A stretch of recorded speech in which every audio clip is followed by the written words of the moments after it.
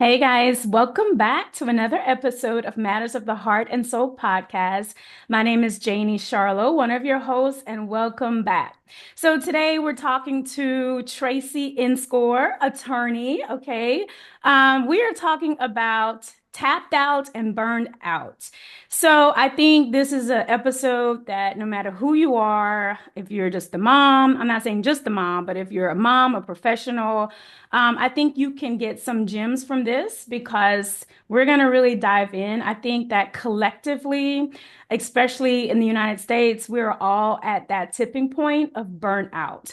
So, Tracy, welcome to the podcast. I'm excited to have this conversation with you. Likewise, thank you for having me, Janie. Yeah, so just go ahead, introduce yourself to our listeners, and then we'll dive in. Thank you. Yeah, I've been an attorney for the past 16 years, but I can safely say that is not my soul's true purpose or calling, but it pays the bills. I don't regret that career choice. Also because it has really given me an audience in terms of my work now as an energy healer for lawyers. Mm-hmm. And that was really born out of my own experience with burnout about 5 years into full-time practice, really just hitting a wall, suffering from health issues, chronic anxiety, depression, stress. I was abusing alcohol in an attempt to self-medicate those emotions and just feeling completely out of alignment. Like I had created a life that was no longer my own and I just wanted to escape from it. And so after trying, I feel like literally everything to feel better and solve the problem, including leaving full-time practice and doing a variety of other fun things and burning out doing those things too. A few years ago, discovered EFT, emotional freedom techniques, or tapping, which I'm sure we'll get more into later, and found that that was the single most helpful technique for me. And I realized every lawyer, not just lawyers, a lot of my outreach is geared towards lawyers because that's my field, those are my peers. But everyone, so healthcare professionals, nurse practitioners like yourself, doctors, nurses, teachers, my goodness, stay-at-home moms, as you mentioned. No one is immune from burnout today. And the single most important thing I've learned is that burnout is never about the job. Might seem like it. We're like, no, you don't understand. You don't know my boss or my situation. It really is never about the job or what you're doing. It's about the energy that you bring into whatever it is you're doing. Mm. And so I have found EFT so helpful in getting to those deeper root cause issues rather than just looking at the external factors like the job. Yeah. I love that. I love that you say it's about the energy. Like we don't have no more to put out. So before we dive into that, how hard is it, or how hard was it for you to just back away from law and say, I need to do something different, even if it's fun, because I'm burned out. We do have a lot of professional listeners, and I think that's so hard because, like you said, this is what pays the bills. Hmm. You know, the fun stuff usually don't pay the bills, even though it's calling us. It's our Right. soul calling, but it doesn't pay the bills. So, what was your journey like doing that and taking that big leap and stopping? Oh, that's so true. I love the way you phrased that. And also there's a feeling of I'm throwing this away. I spent so many years in school.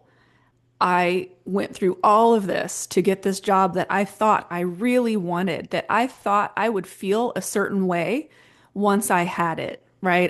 I would feel complete and whole and worthy by achieving this big milestone. We Yeah. become so attached to our identity. Once you have those letters after your name, right? You know, it's like I earned that. That's part of me. It's who I am. So it was a big shift, and I didn't step completely away. I went from practicing in a law firm to going in-house part-time for an environmental consulting firm. And then I was a law professor at a few different law schools and universities. And then I was even a fitness instructor just to round that out. Just that Yeah. was my really fun thing, you know? Yeah. And like I said, managed to burn out again, even though because I thought the law firm life was the problem. It really wasn't. It was me.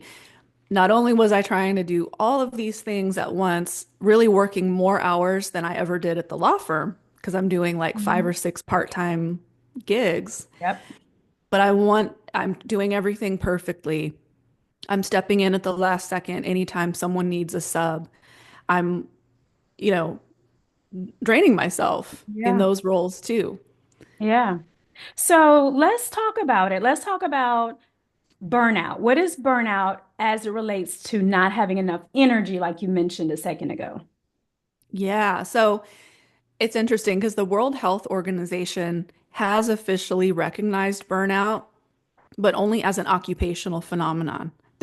So their definition and criteria is really only specific to career and workplace, which is very under-inclusive.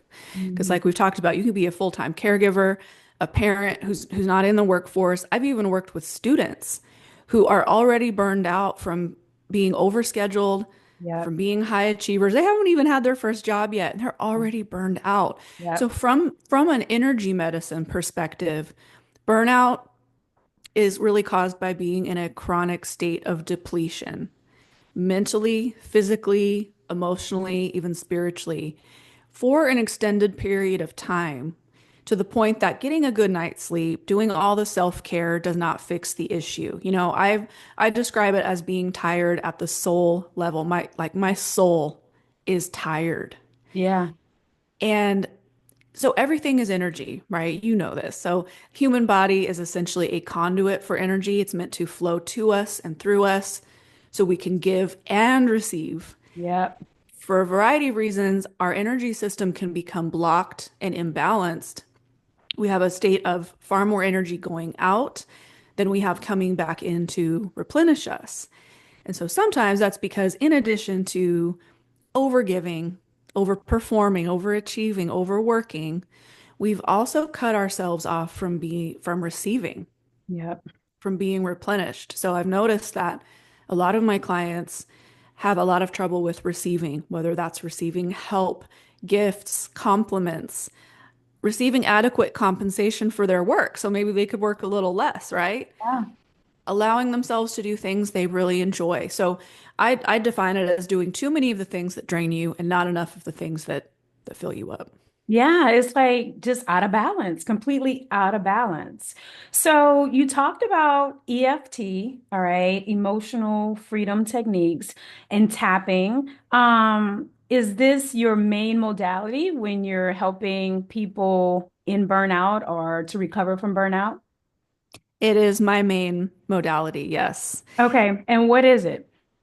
So EFT involves tapping on certain meridian points within the body in a specific sequence while we focus on it could be an emotion, a memory, or any kind of problem that you're having. So it's based in traditional Chinese medicine. It goes back to that core premise that everything is energy, that all negative emotion is caused by energy blockages within the body.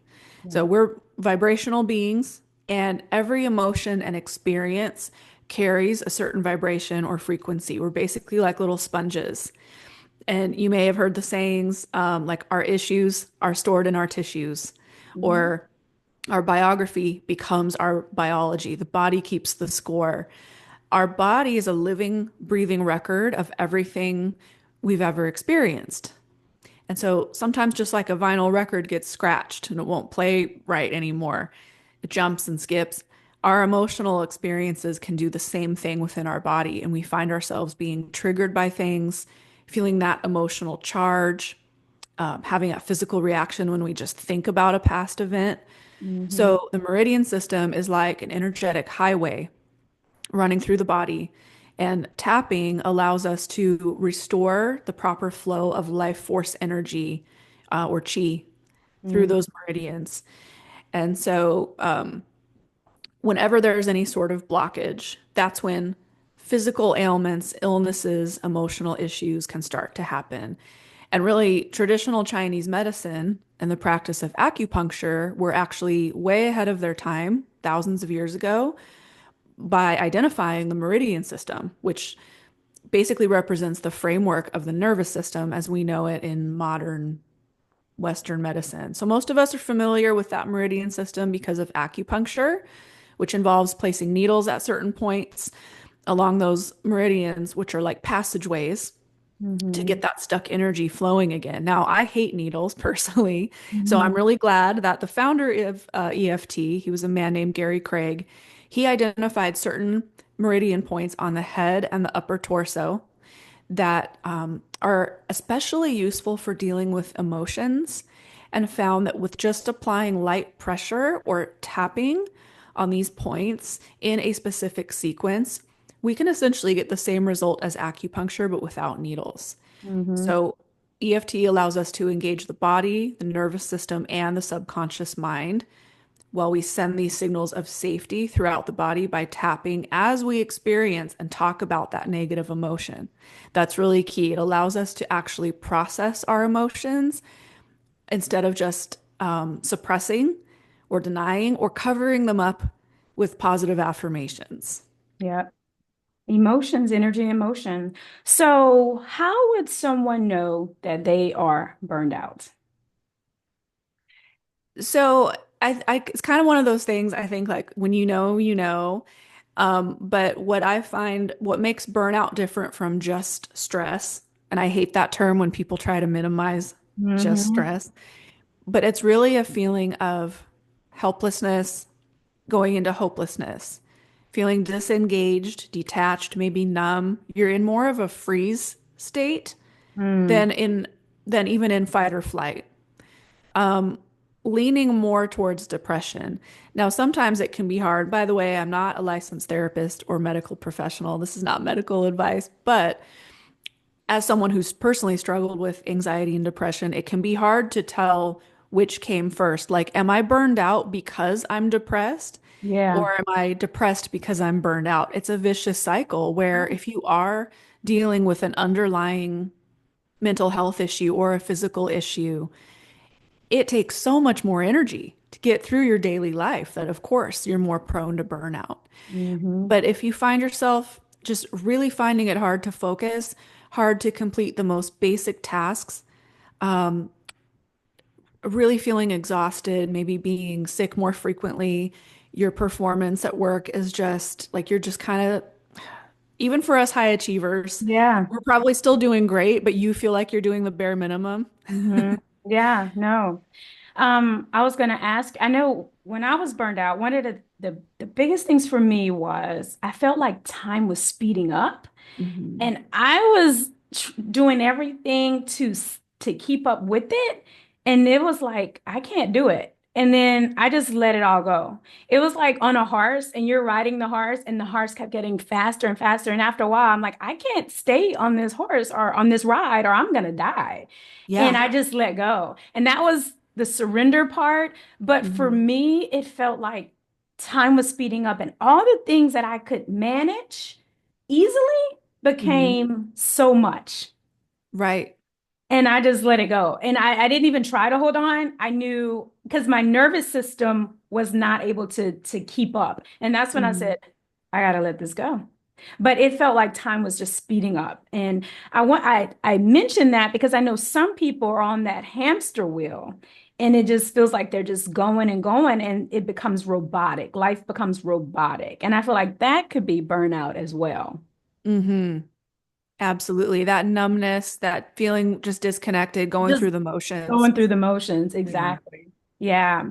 All right. So if someone out there, I think anxiety and depression are probably two of the most common emotions people are feeling or have been feeling, I think, over the last 4 to 5 years. Hmm. What are some of the tapping techniques that you would work through them? Is there a particular place, let's just say for anxiety, that you would tap on? Hmm. So I can just kind of walk you through the process if that's Yeah, okay. that'd Because be great. the great thing is it's the same for no matter what issue you're working on, it's going to Okay. work.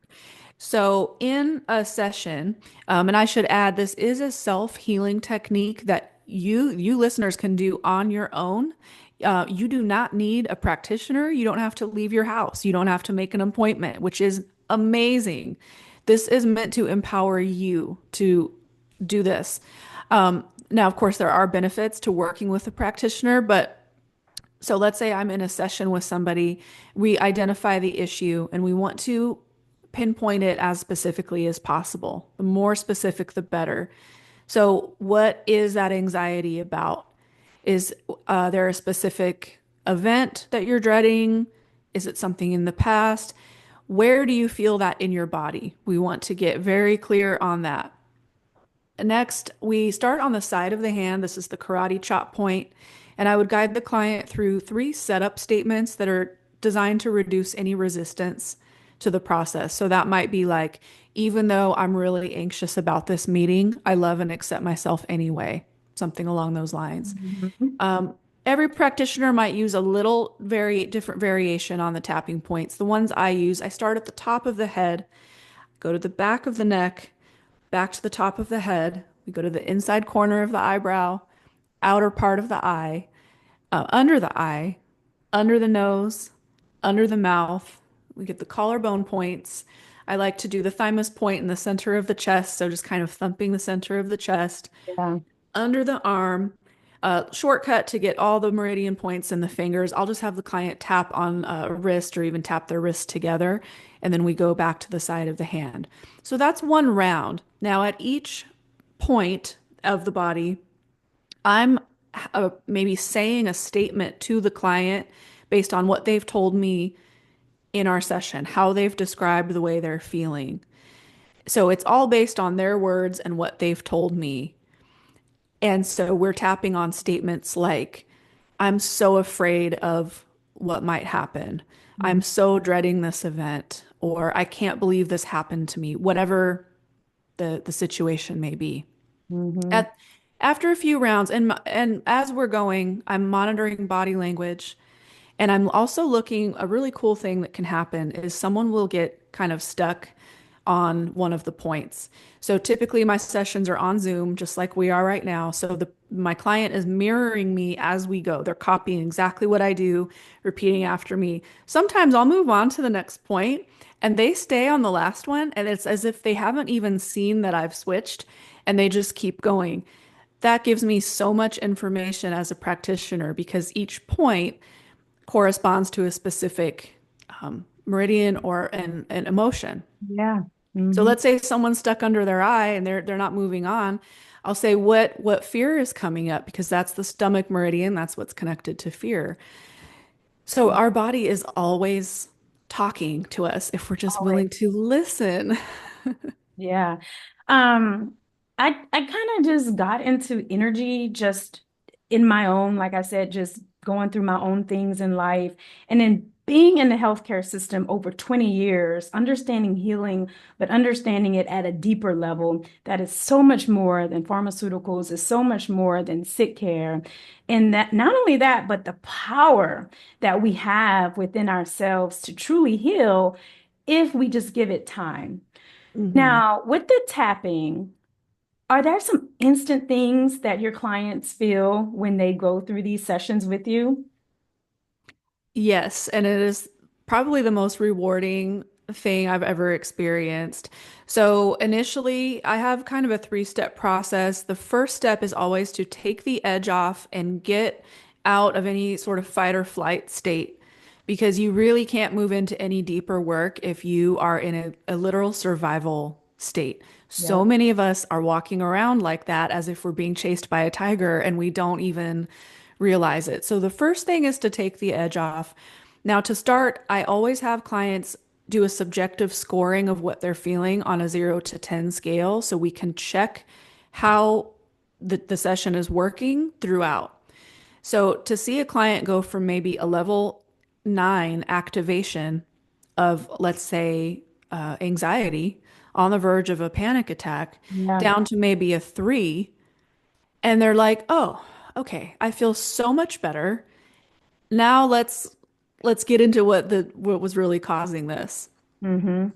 And the other cool thing is sometimes we'll be working on one issue, and once your subconscious realizes that you've created this sense of safety, you would be so surprised at what will start to come up. So someone might come in, they come to me for burnout, they're complaining about a boss, let's say, and very quickly a lot of emotions around mom or dad will start coming up. Mm-hmm. And they're like, "Oh, the first time I felt this way was not with my boss, it was as a kid." Yeah. Bingo, that's where we need to focus. Yep. And the Yeah. results are so just, I've had a lot of clients say in one or two sessions accomplished, what they know would have taken them years in therapy. Yeah.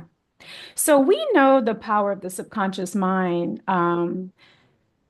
Do you guide your clients through changing the program that's currently running?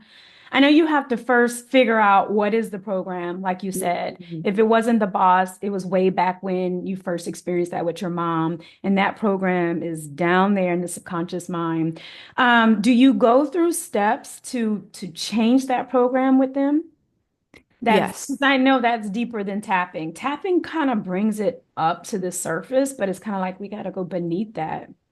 hmm And the thing about the subconscious is that its number one purpose and goal is to keep us safe. Yeah. So everything has to be approached from the perspective of safety, and it's not necessarily what our highest and best self sees for us as the most beneficial. It's like a very primitive version of ourself that sees even positive things like success, like a loving relationship, as potentially dangerous and scary because especially if they're unfamiliar. Yeah. Mm-hmm. So first is kind of creating a very non-judgmental, accepting environment so that our subconscious can kind of take its guard down a little bit and realize it is safe just to look at these things. Once we figure out what that programming is, what some of those limiting beliefs are, we tap on the negative, meaning we are voicing those things out loud. We're working through them, we're working through whatever emotions come up. Oftentimes that will really do the trick. And we don't need to then go in with reprogramming, but a lot of times we will do what we call the choices technique, which is based on, well, how would I rather feel? So Mm-hmm. once we clear that unwanted energy or belief and we get it down to about let's say level 3, we can go in with some of the wanted programming. I choose to believe that XYZ. I Yeah. choose to be the version of myself that does this. And allow any feelings of unsafety that come up saying those statements, then we can address that. Yeah, that's good. Now, one of the issues I usually get is that people want this process very fast. It's just not working. I'm doing all the things you're telling me to do. I'm tapping, I'm choosing different words. I'm choosing the version of myself, but I don't feel any better. hmm What is your remedy to that, or what is your approach to that? So definitely consistency. But what I have found is that EFT is one of the fastest acting modalities that I have personally ever Mhm. experienced. I know what that feels like to spin my wheels, and I tried so many other things that all had value. They all played a role in my healing. Yeah, I did sound healing, Reiki, breath work, traditional talk therapy, even medication. Mhm. I've tried all the things, even something as simple as yoga, meditation.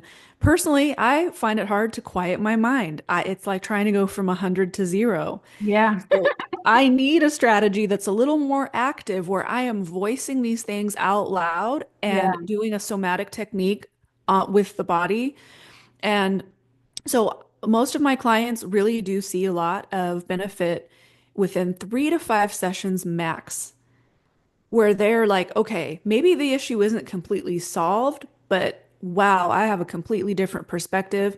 I'm already less reactive or less triggered. I'm seeing a way out. I'm thinking about things that I've never really thought of before. Yeah. hmm So you talked about not having enough energy. That's really what it's about. It's an imbalance. It's an imbalance of what we're exerting and then what we're returning back to ourselves. What are some ways for people to get that energy without going and pillaging from our fellow humans? I think that's so Ooh. important. It is so important. How do we fill our own tank, our own everything? How do we get that chi, that life Hmm. force energy, and without going, and even if it's unconscious, right? Dumping or stealing from our fellow humans. Yes, and I love that idea of taking radical responsibility for your own emotional experience so that you can then pour into other people. Filling yourself up first so that you can give and you're not siphoning off that energy. I love the way you put that. And I think one of the most important things that we can do and take a look at is living within our true purpose and living in alignment with our core values and priorities because it can be exhausting to be Yeah, out of alignment with your true purpose and your authentic self because it takes a lot of energy to essentially fake it, pretend to be someone you're not, to not be using your natural gifts and abilities and instead trying to, force yourself down another path. that's exhausting. It is exhausting. Oh, Another thing is really doing your own work on healing any kind of childhood family dynamics, any sort of past trauma, and working on regulating your own nervous system. Because these things that we kind of carry with us, it's almost like they create holes or leakages in our energy field. hmm And a lot of people are walking around at maybe you can think of a battery. They're like at 30% power.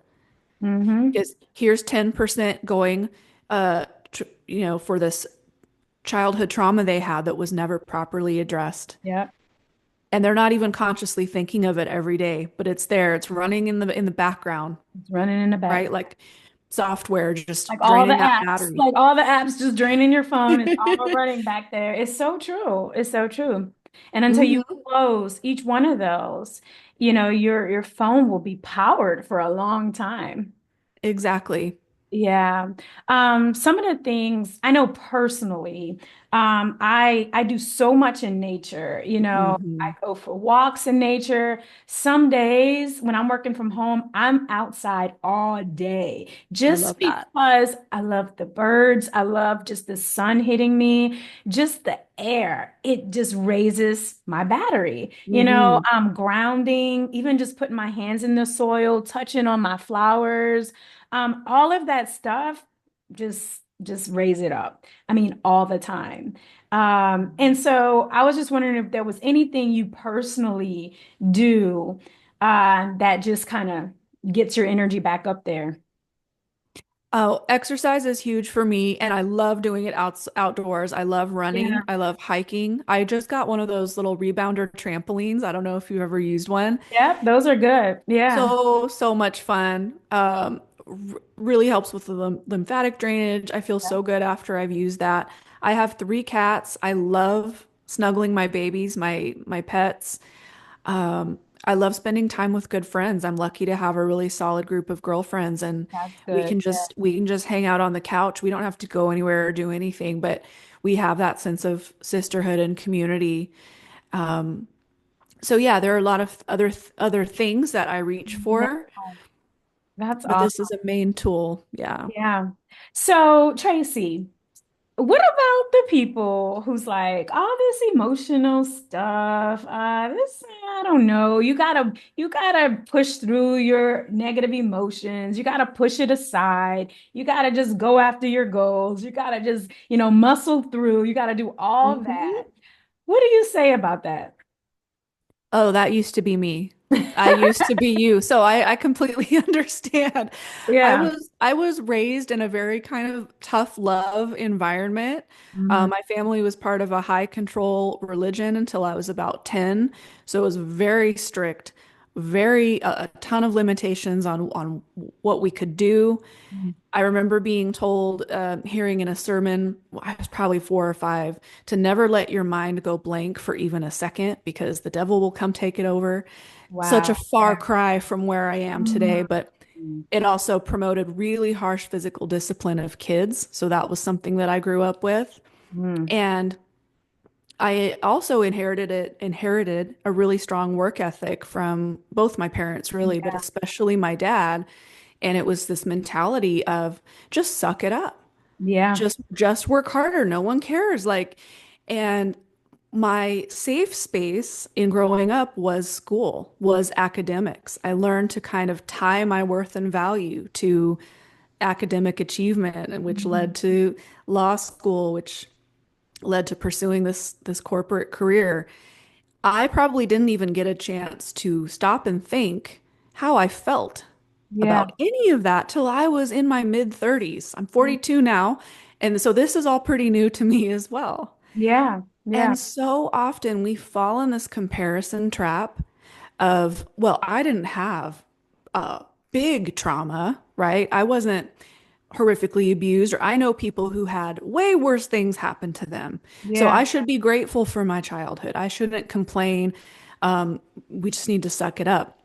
It's really not about blaming or shaming anyone. It's just having the awareness that things that happen to us, especially before the age of about 7, before our limbic system was fully developed, we processed and remembered that very differently Hmm. than things that happened to us as an adult. We had no framework to understand some of those things that may have happened in early childhood. Even if you had the best parents, it doesn't matter. Yeah. We had experiences at school. We had any number of things that shaped us. And so this is really, I would encourage anyone who feels that way to look at this as, if you need an excuse to try it and get curious about this, it's a performance enhancing technique. Hmm. Yeah. If you are a leader, if you manage others, you want to have the most regulated nervous system in the room. Absolutely. So if for nothing else, you want to be a better CEO, you want to be a better business owner, a better manager, this will help. Yeah, that's good. So let's talk about professionals. Let's talk about, um, these professions that take a lot, like healthcare. Hmm. Healthcare is an industry that takes from you and doesn't give much back. And I Hmm. think your field is like that too. I know, and I guess it depends on what type of attorney you do, but I know you said you practice land use and environmental law. So I could Hmm. imagine that's pretty stressful too. But I can only imagine just criminal law or civil rights and just all these things that it takes and takes and takes. And then you're repeating some of the stories or the documents or the footage and the pictures Mm. that are very graphic. And this lodges and lodges and lodges into your subconscious mind as an attorney, right? Yeah. That's just a lot to me. And like teachers, like you said, that is Hmm. a profession that takes from you and takes, and often you're not getting anything back from that. So, one, because you mentioned is usually not about the career, right? Hmm. And I have found that I think it's my life path. It's my life path as a healer. And I'm learning so many different avenues and levels of being that healer. And I think Hmm. I had to go through this healthcare medical field as the basic layer, but then aligning, like you said, with my soul's purpose and getting into true healing and pulling back those layers. So I know for me, it was just my soul's path. But I Hmm. know sometimes we are prone to these high stress professions. Yes. Yeah. Or like you made me think of law enforcement, being out in the field and seeing horrific things, first responders. Yeah. And one thing I've learned is that as adults, we tend to seek out situations that allow us to recreate our childhood emotional experiences Hmm. until we've done the work to clear those old patterns and programming. So in the context of burnout, just using myself as an example, the feelings and the stress I experienced as a lawyer really matched my emotional experiences in childhood. So that was things like feeling like I wasn't allowed to make a mistake, feeling like I had to keep the peace, feeling this constant pressure. And what's interesting is that for me as a kid, there were very severe consequences if I made a mistake. So the fact that I chose a career path where the stakes were super high and millions of dollars were at stake if I messed up, even though I didn't like feeling that way, it was a perfect match to the fact that I spent so much time as a kid trying to avoid punishment Wow. through performing and achieving. So, other things that I hear about from my burnout clients is how they feel now as adults. They feel maybe trapped, powerless, unappreciated, alone, overwhelmed. Usually, on some level, matches up with the way they often felt as a kid or some aspect of their childhood family dynamics. Yeah. So, one example of this is like oldest daughters in families or empaths who were kind of little adults and had to caretake everyone around them as kids often go into helping professions such as healthcare, which tend to have the highest rates of burnout. And sometimes our career choice is an attempt to kind of remedy those feelings. So, like, for example, if someone was abused or treated unfairly growing up, this could lead to a desire for justice and Mm. advocacy to be in a position of power. Maybe that leads someone to choose a career in the legal profession or law enforcement. Yeah. Maybe if school was your one safe place growing up, you felt called to go into education. Now, those aren't bad reasons to choose a career. Right. It can actually be very healing to transmute past painful experiences into helping others. But we just want to be aware of this so Exactly. that we aren't trauma bonded to our career. Exactly. Yeah. That's good stuff. All right. So let's talk about women. I think Mhm. that's so important. I think that naturally we emote. We are emotional beings, and I think that's our superpower. I think emotions is our superpower. It's amazing in manifesting because the Mhm. emotion you put behind those thoughts and those actions, Yep. I mean, it could be amazing. But we have been in a culture and a society that was did not welcome emotional health, right? It's been a very patriarchal society. Mhm. And so that is control, push through, very mental, but not very feeling, right? Yeah. And I think those two have to align. And honestly, I think feeling is probably a whole lot more important than the thoughts that you're having, right? Mhm. So, can you shed a little bit of light on women and burnout? Does it happen more than men? Do you have more women clients? What are you seeing in the people you're helping? Oh, that's such a great point.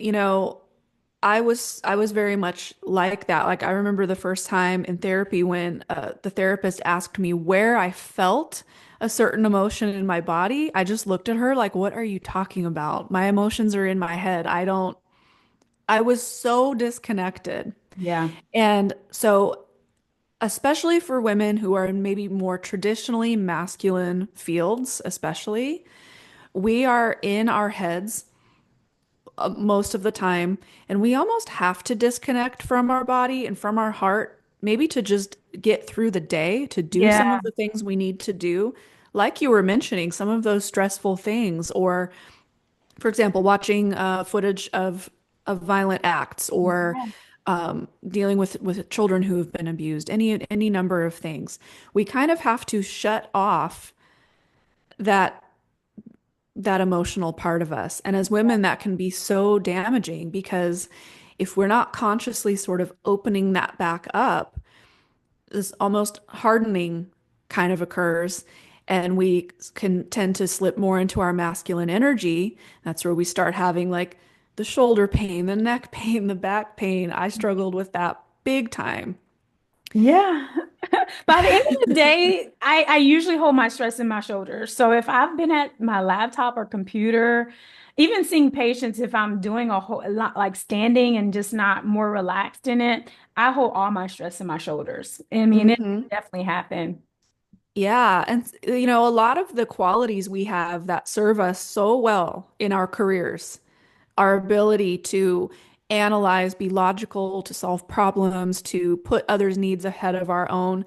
They're great career-wise. Personally, not so much. And if Yeah. we haven't learned how to uh, sort of turn that off and shift into a different mode when we're at home, when we're with our family, or when we're just with ourselves, and that, you know, I think that's why EFT has been so helpful for me Yeah. because as a type A alpha woman who tends to be in my head, Yeah.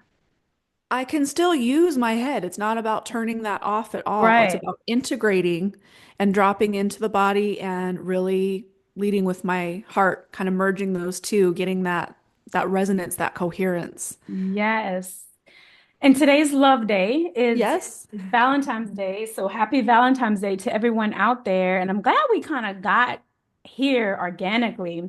I think one of the things that helped me, Tracy, was being in the medical field also required my compassion and my Hmm. empathy and my love. So I never lost that, although I had to think quick on my toes. I had to use my mind a lot. I had to, put parts together and then figure a solution out. I had to use my mind a lot, but I had to lead with what's really right for this patient, right? So I had to Hmm. lead with the compassion. So it never left me. But I went through this process of my heart chakra, because we talked about Hmm. the meridians, and I think chakras are along that line as well. Heart, they're energy centers in our body, where my heart chakra just blew open. And I did not understand what was happening. All I knew, it felt amazing. Hmm. It felt amazing. But I went down this deeper path of understanding the thoughts I was having during that time, the what hormones was being released, which was Pitocin, which was this bonding hormone, which allowed all of this hormone to go within my energy, within my meridians, my organs, my brain, and start healing at a very deep, deep level. Hmm. And it almost shut off that fight or flight. And I immediately went into rest and digest. And I was in rest and digest for years. I was like, wow, this feels amazing because my body was in fight or flight for so long. And you don't know because you're doing what you have to do. But when it changes and goes into that rest, digest, and repair, it's crazy. But I Hmm. said all that to say, to bring it back to love, because I feel like we have to lead with that.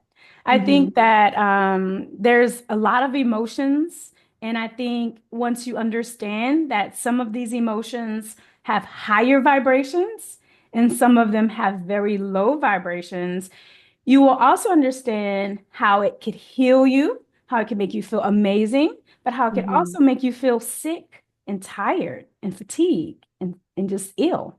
Right. And love is one of those very high emotional vibrations. If you really, really feel that energy in your body. Hmm. Yeah.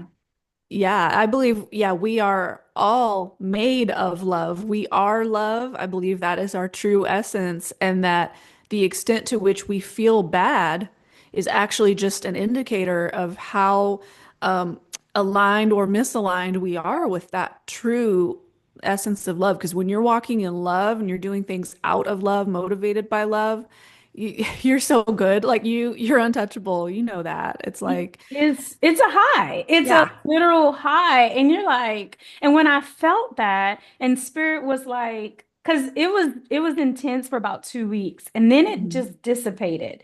And I Mhm. was like, where is it? What happened? Uh, But the message and what Spirit was telling me was that now I need you to align every part of your life so that you could stay in this vibration all the time. mhm.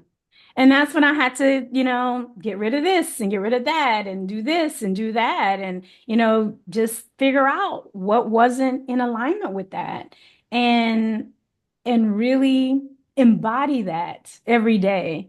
And now, and it's been many, many years, but I truly tried to stay in that vibration. And I think that the EFT is great because sometimes I'm not saying that you won't have days where you feel down. That's Mhm. life. There's going to be things that will affect us and because there's, you're emotional. But I think modalities like EFT is a practice that if we do it all the time, we could keep that vibration of love and peace and joy. And that's what it's really about, is staying in that alignment.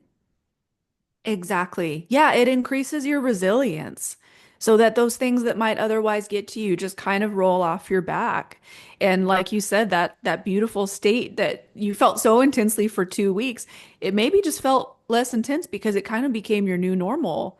You became accustomed to it. You don't realize how far you've come sometimes until maybe you you have a situation that makes you feel bad and takes you out of that.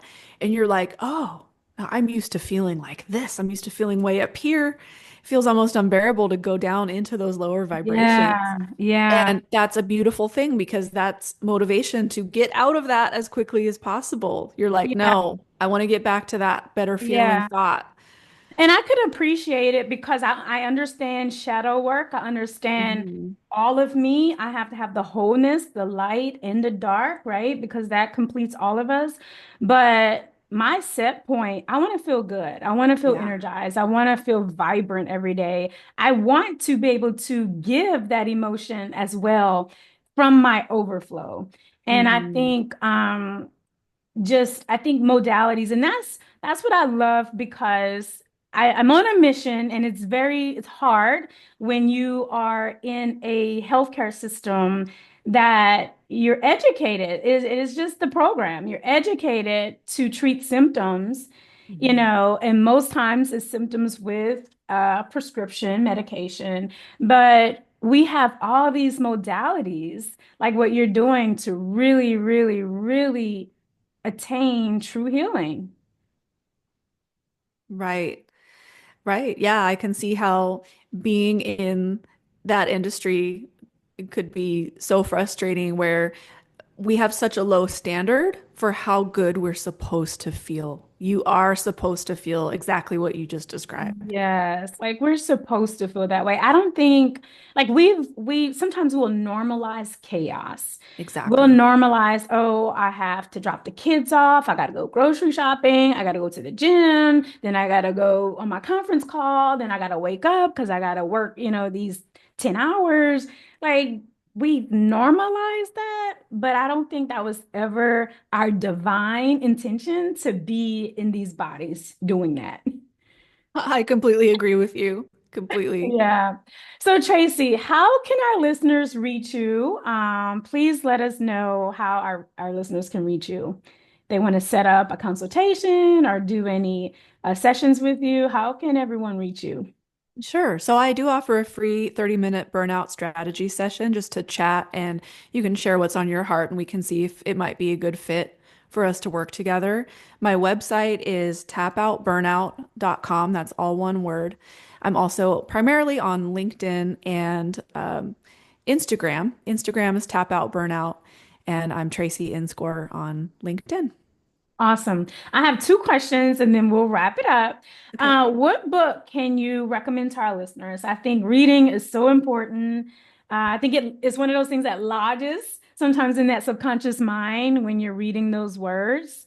And I think it's how we also can gain consciousness from other people, you know? So what's a good book that you would recommend? It could be about burnout, it doesn't have to be. Oh my gosh, that's so hard. Okay. So just this year, I started reading the work of Florence Scovel Shinn, and she was one of kind of the very early pioneers in the Yes, I thought listened to a field. lot of her audio. Yeah. I knew you would know Yeah. who she is. And so there was one book. It's like a collection of her four greatest works. So they're not very long. It's an easy read. So yeah, Florence Scovel Shinn, Okay. amazing. Hmm. Yeah, I like her work. I love her work. All right. And what is the greatest matter of your heart right now? It's Valentine's Day. It's February 14th, 2025. Right now, in this moment, what would you say is the greatest matter of your heart? I think the greatest matter of my heart is I really want people to know how powerful they are Hmm. and how much power they have to change their life. And so the more I can share this information and help people awaken to that power so they can take that responsibility for themselves and create the life they want, I think that is my true Yeah. purpose and calling. And so that's never too far from my heart. That's good. Mhm. And the last thing I want to ask you for, that person out there that's in this professional career, they've earned all the letters behind their name, or, Mhm. they went through all the schooling and it's paying the bills, but they know that it's not in alignment. Their soul is calling them to something deeper, something more. What's your advice? Is to explore that and get really curious about it. So when we're curious, we're in a place of neutrality Mm. and anything is possible in that space. You don't have to quit your job. No one's telling you to go be irresponsible and just quit your job and throw it all away and go make bracelets and sell them on Etsy. Like that would be so fun, right? No one, we're not, we're responsible adults here. Yeah, you still got to pay bills. But there are so many things you can do, not only with EFT tapping. I also have a free e-workbook that you can get on my website, and it's about really aligning with your true purpose, mission, values, and priorities. And once you really roadmap those out, you can find a way to, no matter what you're doing, because again, it's not about the job. Remember, you can bring aspects of those things into your life in so many other ways. So don't fall into the trap of thinking that your 9 to 5 occupation necessarily has to perfectly align with your life purpose. It Yeah, might come about a different way. So don't limit yourself. yeah, that's so good. Don't limit yourself. I like that. Mhm.